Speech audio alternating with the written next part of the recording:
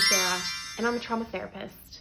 And this is my dead plant. I'm gonna use this dead plant to teach you about how trauma works, because I've traumatized this plant. This plant, I forgot to water for quite a while. I'm not very good. I'm not very good at planting things. When we go through trauma, like I've put this poor plant through, our brains will try to figure out a way to survive through that experience of trauma or adversity. And what this plant has done is it has grown a new plant on it. I didn't even know that was possible. You see that? I didn't even know that could happen. And apparently the reason why it does happen is because it's trying to find another way to survive. Because it's not doing well, as you can see. So it grows a whole new plant with whole new roots, trying to look for a way to keep itself alive.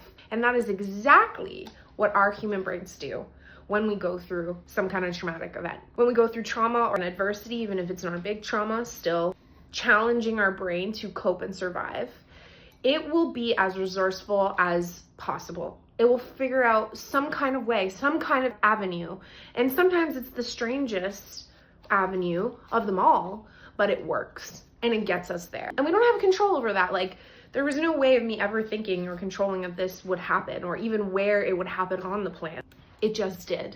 And that's exactly what our brains do. It just will find a way to survive. Our brains are so determined to keep us alive that it will figure it out. And then sometimes they're even detrimental to our own well-being, but it doesn't matter because it made us survive.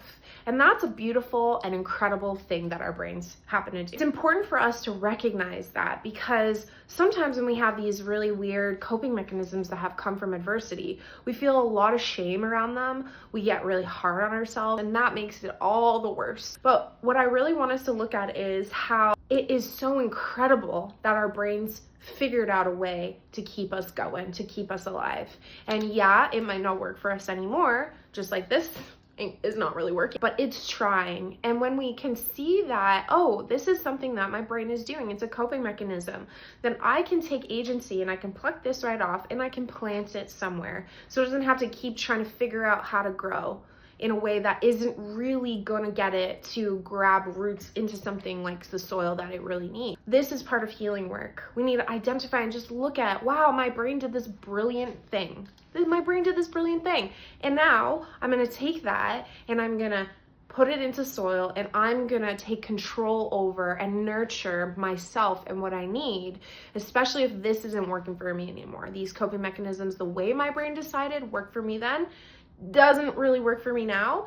That's okay. We look at that, we take it, we take control over it, we take agency over it, and then we choose, how do we want to cope instead? Or do we need to actually cope instead? Do I need to do this thing anymore? Am I trying to survive anymore? I mean, this plant is, because it's really dry in there, as you can see. But not all of the time do we still need to use the same coping mechanisms that we have forever. So do your work, reflect compassionately on what are my coping mechanisms and how did they develop? What would I want to be doing instead now? And I'm here to help you get through that and process that and understand, why did this happen in the first place? Follow me for more.